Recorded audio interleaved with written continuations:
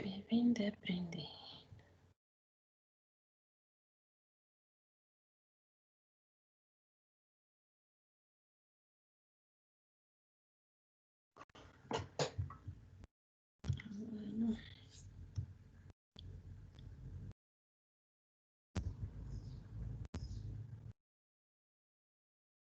E aí a coisa não vai, gente. Vamos, positivo. Peraí, gente, que deu uma travada aqui. Não vai nem para cima, nem para baixo. Ufa.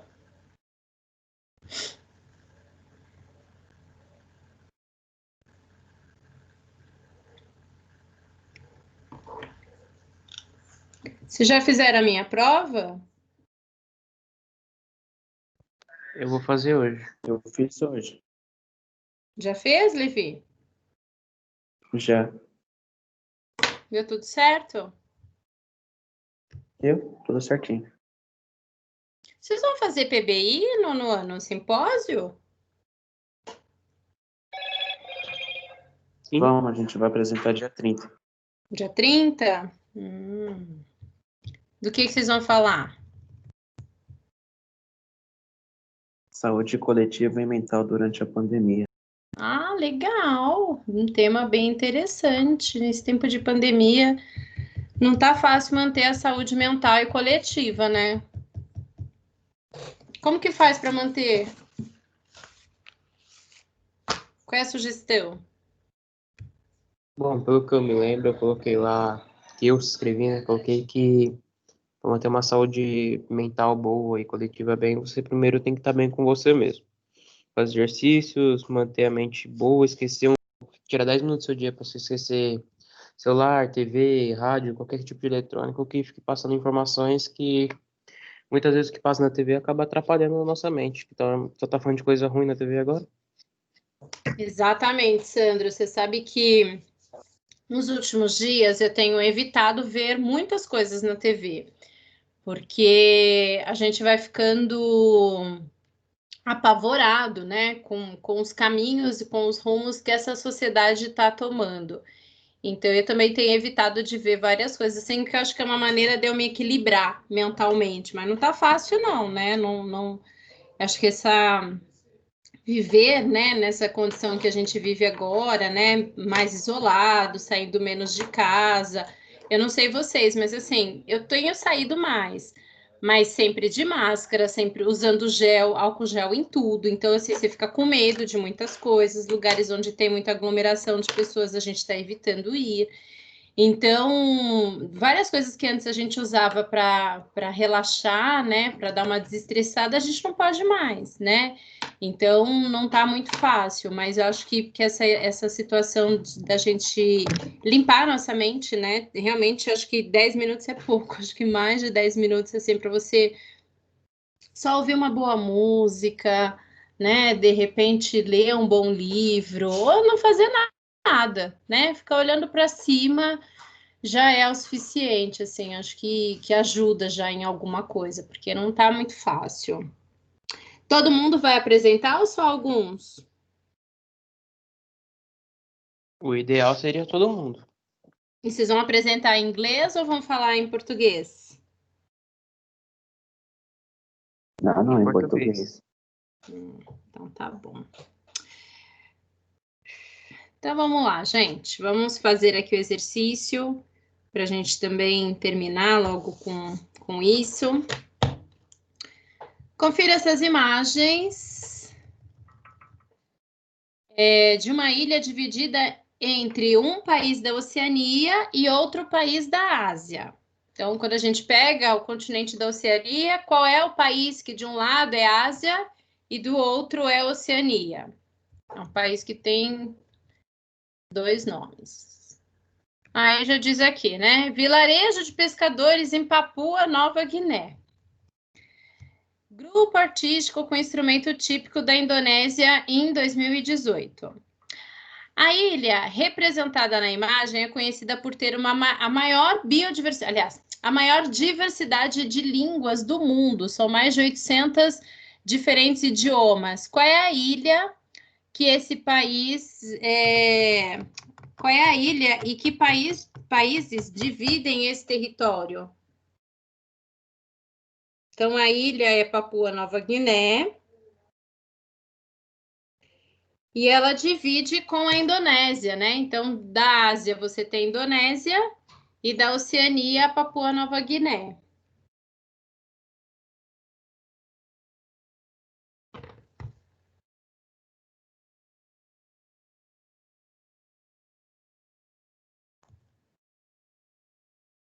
Que outra riqueza, além da diversidade cultural, essa ilha representa?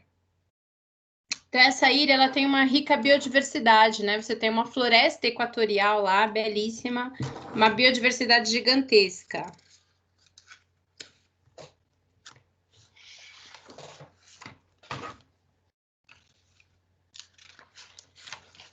Deixa eu colocar aqui, não sei.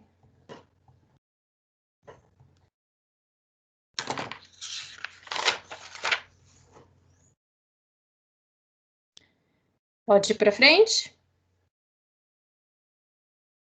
Pode.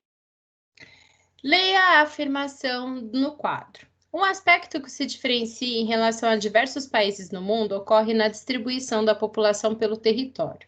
A maior parte habita nas áreas de planalto e de encostas e vales de montanhas na parte central da ilha. O que diferencia esse tipo de distribuição na população quanto aos outros lugares do mundo? Então, quando a gente fala dos outros lugares do mundo, a maior parte da população ela vai ser localizada nas áreas de planícies, né? Então você tem as planícies costeiras, você tem as planícies fluviais, né? Então, áreas ali perto dos rios, áreas mais planas, são as áreas onde a gente tem um adensamento populacional maior. Já os planaltos, né, as áreas de montanhas, por conta da dificuldade, vão ser áreas menos povoadas, né? Vai diferenciar e que vai contribuir para a formação de população de um local é o tipo de solo, né? Se o solo é fértil, então, além do relevo, o solo, o clima, são fatores aí que determinam a distribuição da população.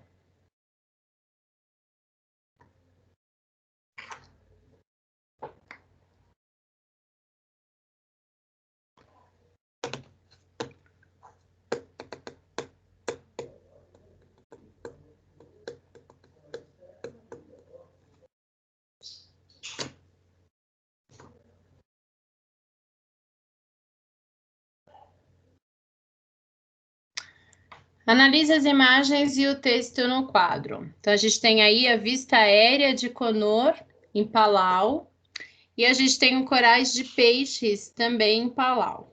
Corais e peixes em Palau. Um dos últimos países a se tornar independente, a independência só ocorreu em 1994, Palau é constituído por centenas de ilhas cobertas por florestas.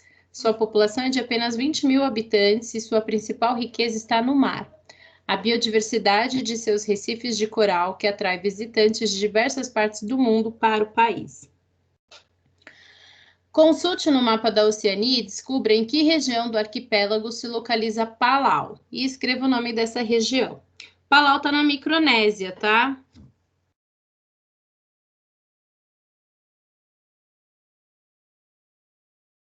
Então, Palau, Micronésia.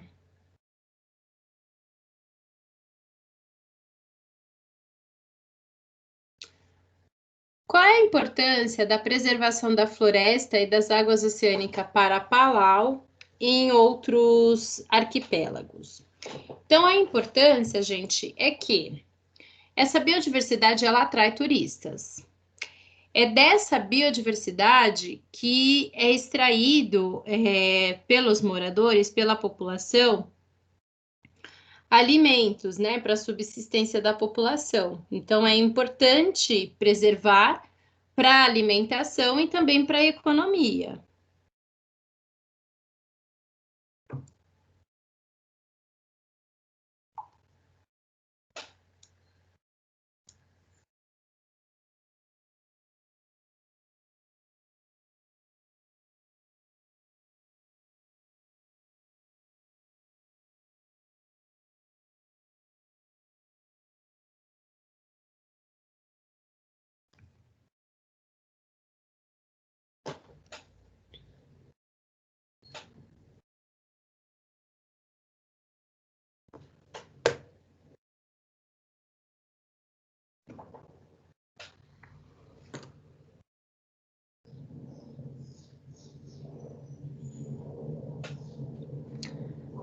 Palau e outros países insulares da Micronésia se constituem de atóis. O que são atóis?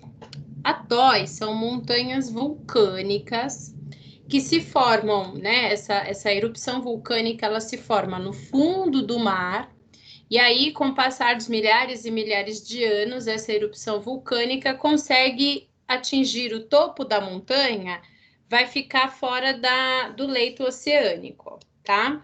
Então, essa parte mais elevada vai ficar circundada pela água, formando como se fosse um formato de anel, e é isso que a gente chama de atol, tá? Então, são ilhas vulcânicas que foram emergidas aí do fundo do mar, e só o topo dessa montanha vulcânica que está à mostra e está aí coberto por vegetação, tá?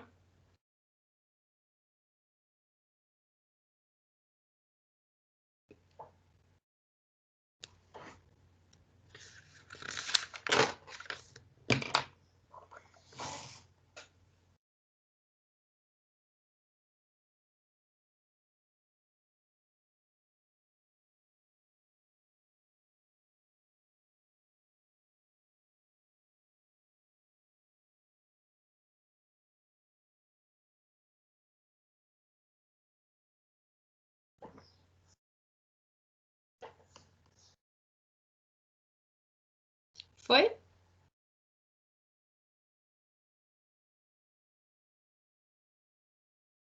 Foi.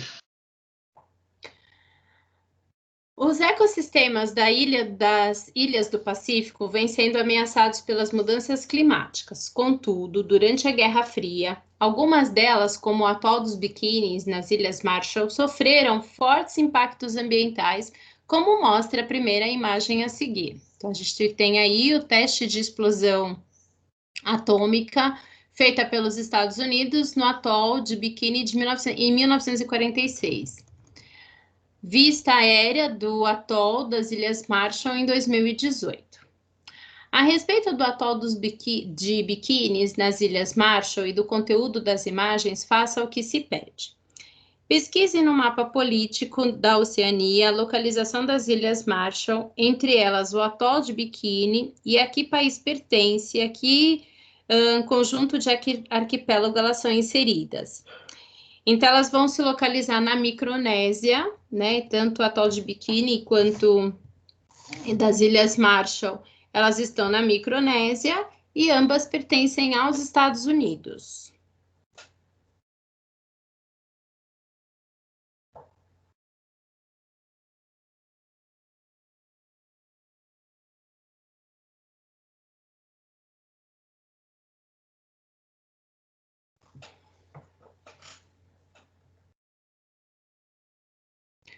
Qual foi o grave impacto ambiental causado ao atol de Bikini durante a Guerra Fria e que consequências ele pode ter provocado?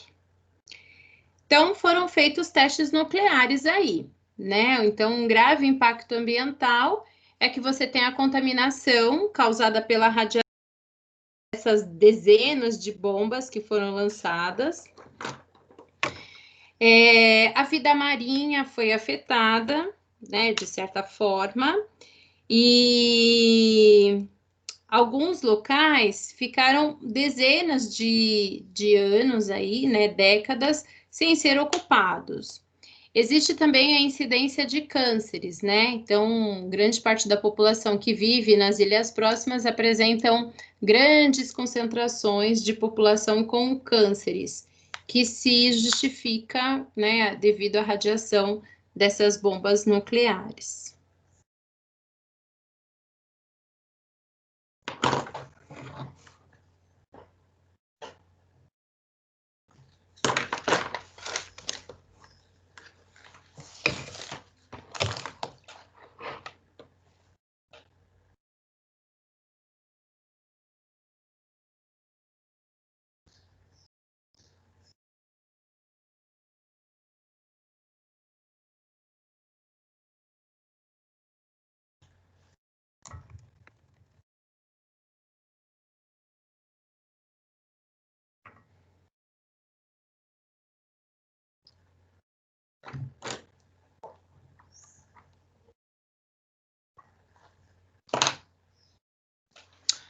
Próximo.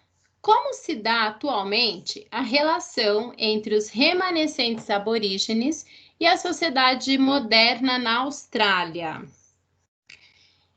Então, são só 3% de aborígenes na constituição da população. Esses 3% sofrem preconceito, sofrem com índices socioeconômicos inferiores, né, aos demais habitantes. Tem média salarial muito abaixo, né, recebem 3 vezes menos do que os brancos australianos. Então, assim como no Brasil, né, onde os índios sofrem muito preconceito, né, sofrem aí com menos vantagens sociais e econômicas, na Austrália, apesar de ser um país desenvolvido, os aborígenes também vão sofrer isso, tá? Muito preconceito, muita desigualdade, são só 3% da população.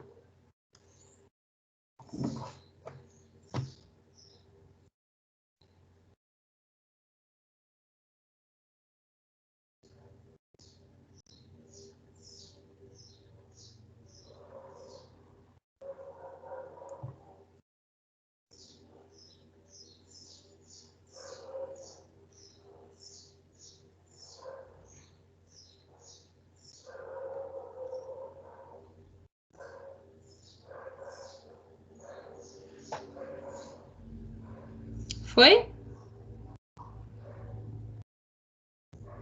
Foi.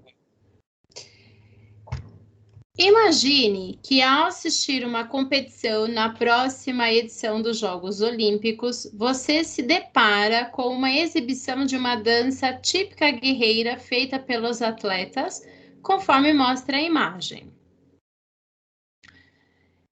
Pelo ritual exibido antes de iniciar o confronto esportivo, você saberia reconhecer de que país são esses atletas? Sim ou não? Então, eles Não são lembro. da Nova Zelândia, né? São os maores da Nova Zelândia. Como se denomina essa dança? Essa dança se chama haka. Se escreve H-A-K.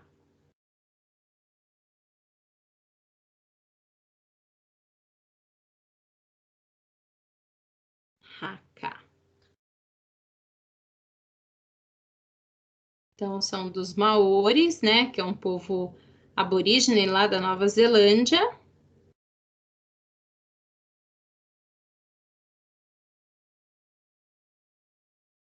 E a dança se chama haka.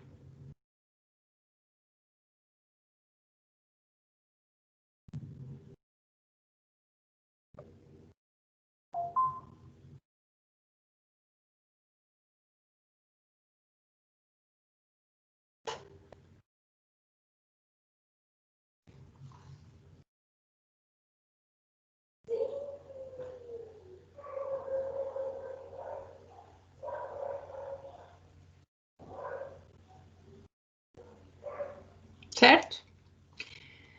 6.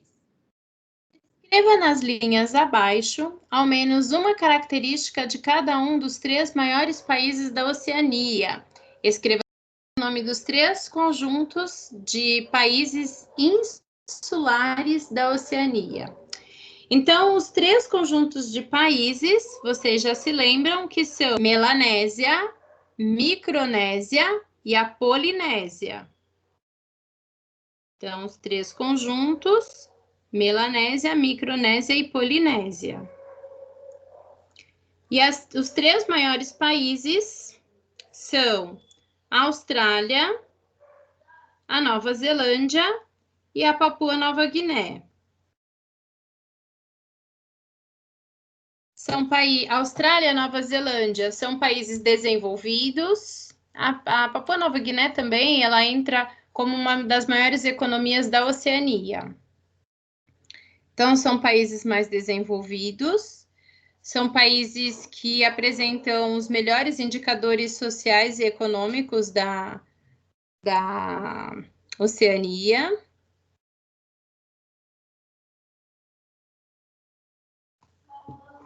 E basicamente é isso.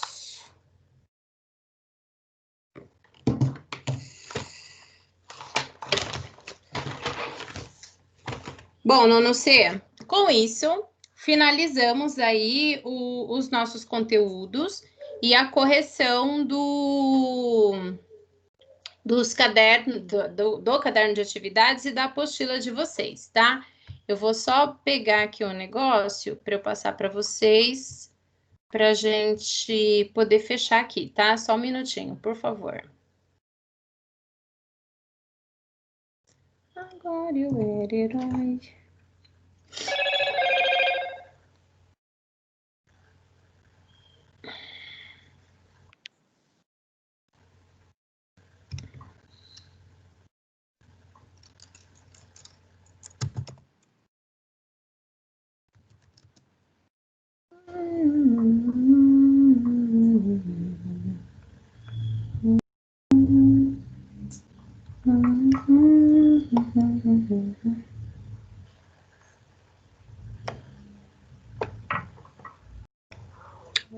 Deixa eu parar.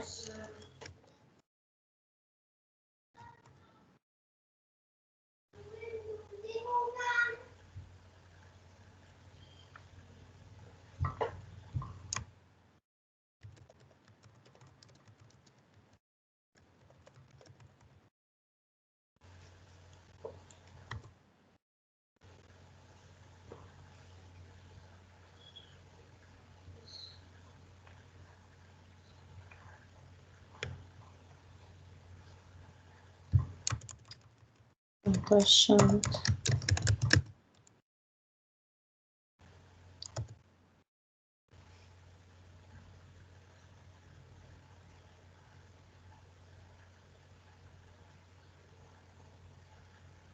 Ai, gente, eu não tô achando. Eu tinha separado e agora sumiu aqui o que eu queria passar para vocês. Deixa eu ver.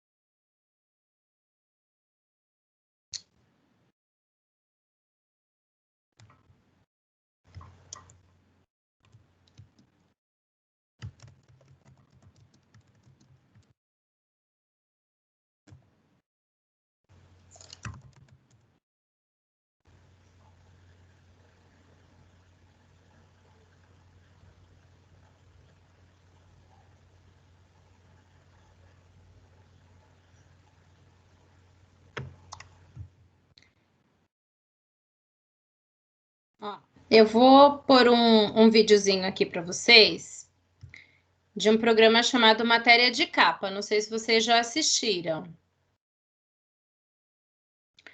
E ele fala sobre a Europa e ele fala sobre como que está a questão das crises na Europa na atualidade, tá? Então é um tema mais atual para a gente poder fechar os nossos temas, tá bom? Espera aí um pouquinho que eu vou pôr aqui para a gente poder compartilhar e aí vocês assistirem. Espera lá.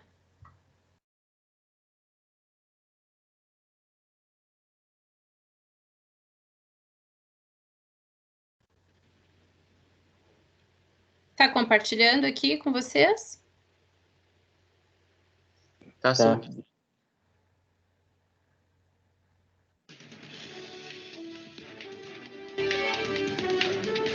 O som tá claro? Tá sim. Sim.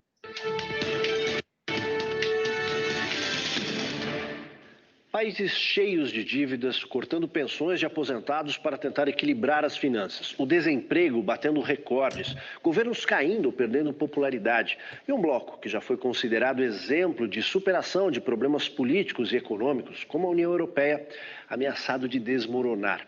Afinal de contas, o que está acontecendo com esse mundo dos ricos, que hoje está virando de cabeça para baixo?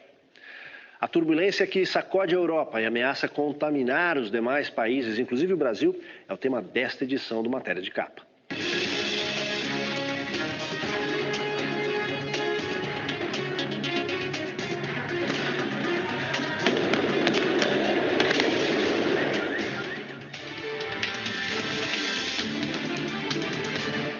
Derrotada em 2 guerras mundiais, a Alemanha é hoje, mais uma vez, quem dá as cartas na Europa. Não é a mesma potência militar do passado. Agora, é a maior economia do continente e decide, tendo a França no papel de coadjuvante, quanto vão receber os países que estão na rua da amargura e precisam de ajuda. É a Alemanha a dona dos euros. Com um PIB de 3 trilhões e 300 bilhões de dólares, a Alemanha tem a situação econômica mais saudável entre todos os seus vizinhos. O desemprego, em torno de 7%, não é tão grave como os demais. Só para se ter uma ideia, a Alemanha tem hoje 200 mil vagas disponíveis para quem fale alemão e tem algum grau de especialização em áreas como tecnologia, engenharia e turismo. Já a França, a segunda economia na Europa, com 2 trilhões e meio de PIB, tem um desemprego que beira os 10% da força de trabalho, mas é quase o dobro entre os jovens, principalmente os filhos de imigrantes. Para complicar ainda mais a situação, os bancos franceses e alemães estão carregados de títulos de países da zona do euro, todos de difícil resgate. De qualquer forma, a solução da crise passa hoje pela Alemanha e França. A grande dúvida entre os analistas se refere à capacidade de liderança de quem está no comando. Angela Merkel vem sofrendo derrotas em eleições regionais e Nicolas Sarkozy vê sua popularidade cair a cada pesquisa. Em algumas delas, chega a ficar tecnicamente empatado com Marine Le Pen, a dama da extrema-direita francesa. Há quem acredite que esta dupla não está à altura dos desafios enfrentados hoje pelo continente europeu. Quem viaja pela Europa já deve ter observado a seguinte cena. O mesmo funcionário da portaria do hotel que atende às 8 da manhã costuma estar lá às 8 da noite, às vezes até mais tarde. A exemplo do Brasil, lá também é mais barato pagar a hora extra do que contratar. O resultado é o aumento no desemprego. As filas de desempregados na Espanha não param de aumentar. O país é recordista na Europa, com 21% da força de trabalho e um número ainda mais assustador entre os jovens abaixo de 25 anos, 46%. Além da economia que não decola, o custo trabalhista desestimula as contratações. O governo reduziu os salários do funcionalismo público, congelou aposentadorias e aumentou de 65 para 67 anos a idade mínima para se aposentar. Essa situação crítica selou o destino do primeiro-ministro José Luiz Zapatero, que já desistiu de se candidatar nas próximas eleições. Ele sabe que não seria reeleito. Outro que parece estar com os dias contados na chefia do governo é Silvio Berlusconi.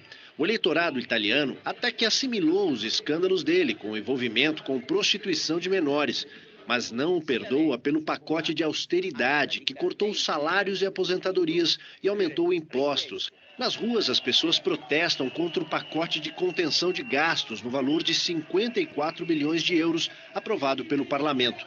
Em situação de desespero para manter as contas em dia, Berlusconi apelou até para a China. A Itália ofereceu títulos do Tesouro aos chineses, mas ouviu um não. Eles até concordam em ajudar, mas querem ações das empresas italianas e não papéis do governo. Será que a Europa tem líderes preparados para superar esses desafios? O professor José Arthur Gianotti, pesquisador do SEBRAP, o Centro Brasileiro de Análise e Planejamento, tem uma visão bem particular sobre isso. Nós temos também uma questão geracional. Os políticos de hoje são extremamente ruins. Veja o caso da Europa, quando nós pensamos que a Alemanha é dirigida pela Merkel, que não é nada excepcional. Na França é uma pessoa instável, como Sarkozy.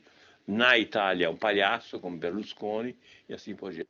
Só para lembrar, gente, que a única que permanece até agora é a Angela Merkel, tá? O Sarkozy já saiu, o Berlusconi também já saiu. Hoje a gente já tem outros presidentes e outros ministros outro presidente na França e outro ministro na Itália, tá? Então, na própria Espanha também já tem outras mudanças, tá bom?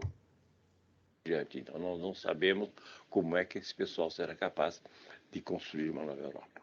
O problema todo é que o capital financeiro resiste muito a qualquer controle, certo? Os interesses são de tal forma diluídos na sociedade que, como nós vimos, os bancos recuperaram e os banqueiros começaram a ter os seus salários monstruosos, a liberdade de ação que eles não podiam ter e assim por diante. Isto é, nós não estamos conseguindo mecanismos de controle dos mercados, certo? E não havendo esse controle dos mercados, o capitalismo naturalmente é predatório e ele estoura. Se há um tema que irrita os alemães é a ajuda à Grécia. Acontece que até há pouco tempo, um trabalhador grego se aposentava aos 62 anos e o alemão aos 65. Agora a idade mínima na Grécia passou para 64 e na Alemanha para 67. Os alemães se queixam de que trabalham mais para carregar os gregos nas costas. Se há uma acusação que não pode ser feita contra a Grécia, o país da União Europeia em situação mais complicada é de que o governo não está fazendo a lição de casa. Até agora, a gestão do primeiro-ministro Georgios Papandreou já cortou os salários do funcionalismo público e aposentadorias, criou novos impostos e aumentou os já existentes. As medidas têm provocado protestos dos trabalhadores que enfrentam a polícia nas ruas e deixam claro seu descontentamento. O FMI e a União Europeia já aprovaram 2 pacotes de ajuda ao país, que somam mais de 200 bilhões de euros. Mas o dinheiro só é liberado a conta-gotas, à medida que o governo impõe as medidas de austeridade. Nesta semana, a chanceler alemã Angela Merkel e o presidente francês Nicolas Sarkozy reafirmaram o apoio à Grécia e tentaram afastar os rumores de que o país poderia ser expulso da União Europeia. O país que se orgulha em fazer a lição de casa imposta pelo FMI é Portugal. A crise financeira levou à derrota do governo socialista nas eleições de junho e o país tenta a todo custo sair da crise. Em maio deste ano, Portugal se tornou o 3º país da zona do euro a receber socorro de emergência. A União Europeia e o FMI aprovaram um pacote de ajuda ao país no valor de 78 bilhões de euros. Para receber esse dinheiro, o país está seguindo a cartilha que impõe o corte de gastos, congelamento ou até redução de salários e aumento de impostos. O primeiro-ministro, Pedro Passos Coelho, que chefia um gabinete de centro-direita, garante que a política de austeridade vai continuar. É muito claro que daqui para diante o nível de exigência e de vigilância da sociedade portuguesa sobre o modo como é gasto o dinheiro público, o dinheiro dos seus impostos e como é prosseguido o interesse público pelas instituições do Estado terá de ser muito maior. A Irlanda foi o 2º país do bloco europeu a receber ajuda após a Grécia, com um pacote de 85 bilhões de euros aprovado em dezembro último. De lá para cá, o governo também tem procurado enxugar gastos. Com uma economia estagnada e a falta de oportunidades para os jovens, a Europa oferece um terreno fértil para os grupos radicais. A extrema-direita não perde um discurso repleto de preconceito. A face mais visível da ultradireita europeia é a Frente Nacional da França, liderada por Marine Le Pen, filha do fundador do partido. Se a tendência atual do eleitorado for mantida, ela tem chances de chegar ao 2º turno das eleições presidenciais francesas no ano que vem. Na Holanda, o atual governo de centro-direita só conseguiu maioria no parlamento com o apoio de Geert Wilders, do Partido pela Liberdade, que já constitui a 3ª força política no país. Wilders, eleito com base numa plataforma que defende a proibição à entrada de imigrantes muçulmanos, chegou a ser processado por incitar a discriminação racial. A extrema-direita também avança em países como a Suécia, Dinamarca e Finlândia. Na Noruega, o extremista Anders Breivik matou 77 pessoas em atentados à bomba e a tiros em julho. Em material divulgado na internet, Breivik revelou claras tendências neonazistas. Na Alemanha, foram registrados 30 ataques neonazistas no primeiro semestre deste ano, mais de metade de todos os realizados em 2010. Diante do fantasma do nazismo, que levou às tragédias da Segunda Guerra, o governo alemão acompanha de perto esses movimentos. Recentemente, mandou exumar os restos mortais de Rudolf Hess, o ex-braço direito de Hitler. O túmulo foi fechado, os restos mortais incinerados e levados para local secreto. Tudo isso para evitar uma peregrinação de neonazistas que vinham adotando o local como ponto de encontro. Os países fragilizados pelas altas taxas de desemprego também ficam expostos à violência, que pode se espalhar rapidamente. Foi o que aconteceu na Inglaterra em agosto. Após a morte de um rapaz baleado pela polícia durante a operação contra o uso de armas, milhares de jovens tomaram as ruas dos bairros de Londres. Eles incendiaram carros, destruíram lojas e entraram em choque com a polícia.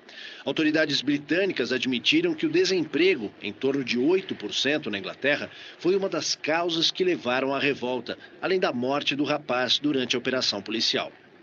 Outro efeito da crise na Europa é o aumento das manifestações contra estrangeiros. Diversos países endureceram as leis de imigração e milhares de pessoas estão sendo repatriadas. A França tem as políticas mais duras contra os imigrantes. Só no ano passado, mais de 8.000 ciganos foram repatriados para a Bulgária e Romênia. O governo francês nega que seja uma expulsão em massa e diz que o regresso dos ciganos aos países de origem é voluntário.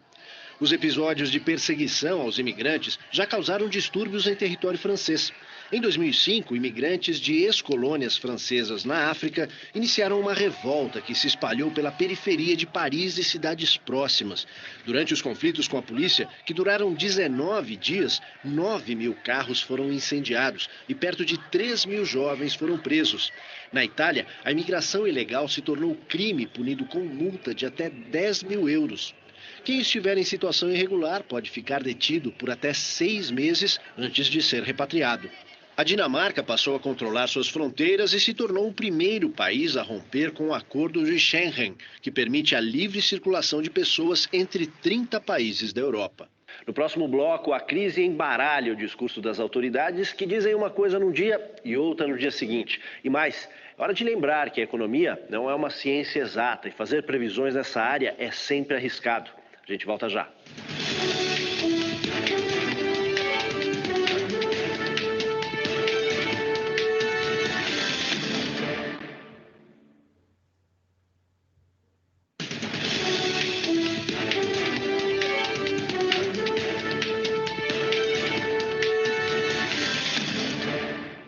Este é o Financial Times, a bíblia do mercado financeiro internacional. Leitura obrigatória para quem deseja entender o que se passa no mundo dos investimentos. A exemplo do Wall Street Journal e da revista Economist. Uma leitura atenta desses veículos mostra que até eles enfrentam dificuldades para acompanhar o que se passa na Europa hoje. Vamos ver por quê. Christine Lagarde, diretora-presidente do FMI. Na última semana de agosto, ela alertou que os bancos europeus enfrentavam uma fase que chamou de perigosa e defendeu uma urgente injeção de capital de pelo menos 200 bilhões de euros para evitar o risco de quebra. Em outros tempos, lançar suspeitas sobre a saúde financeira dos bancos podia resultar até em prisão. Uma semana após o alerta, ela voltou atrás, disse que não era bem assim e que o sistema tem condições de continuar funcionando sem grandes sustos. Nesta semana, aconteceu a segunda demissão em apenas 5 meses de diretores do Banco Central Europeu, por conta de discordâncias em relação à ajuda aos países endividados. Para completar a confusão, o governo da Alemanha chegou a admitir publicamente a saída da Grécia da zona do euro e um dia depois voltou atrás. O problema da economia é que ela não é uma ciência exata. Por mais de 200 anos, 3 teorias econômicas predominaram em todo o mundo. A primeira, de Adam Smith, é do século XVIII. O Capital, de Marx, é do século XIX. E a terceira, de Keynes, da primeira metade do século XX. Ou seja, todas de um tempo em que o mundo era bem diferente. Em 1776, o filósofo escocês Adam Smith lançou o livro A Riqueza das Nações, onde defendia a tese do livre mercado. Segundo Smith, se as forças do mercado atuarem de forma completamente livre, o chamado laissez-faire, vão gerar prosperidade para todos. Só que as ideias dele foram levadas ao extremo e resultaram na exploração observada durante a Revolução Industrial, principalmente na Inglaterra. Naquela época, os trabalhadores, inclusive crianças, tinham jornadas de até 18 horas por dia, por salários miseráveis. Foi aí que entrou em ação um filósofo alemão que estudava economia nas horas vagas. Karl Marx lançou O Capital em 1867. O livro teve papel importante no controle dos excessos do capitalismo e deixou ensinamentos valiosos para se entender a relação capital-trabalho.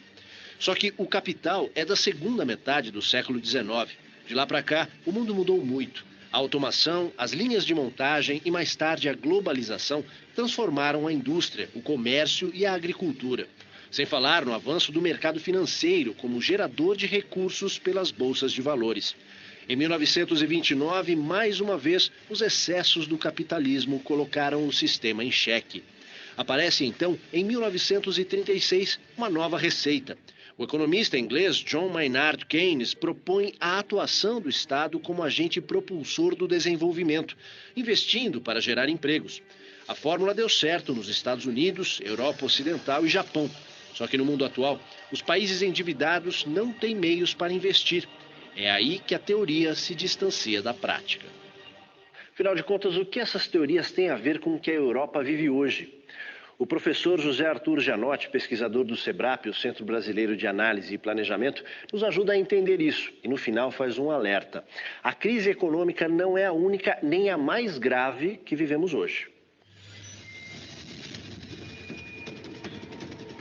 O que é importante mesmo para o pensamento da época foi a descoberta de uma autonomia das leis econômicas e, com isso, a construção da ideia de sociedade civil. Acho isso foi a grande contribuição para que nós pudéssemos pensar a sociedade contemporânea em duas partes, uma parte da sociedade civil ou o Estado secundário, como dizia Hegel, e depois a própria estrutura estatal.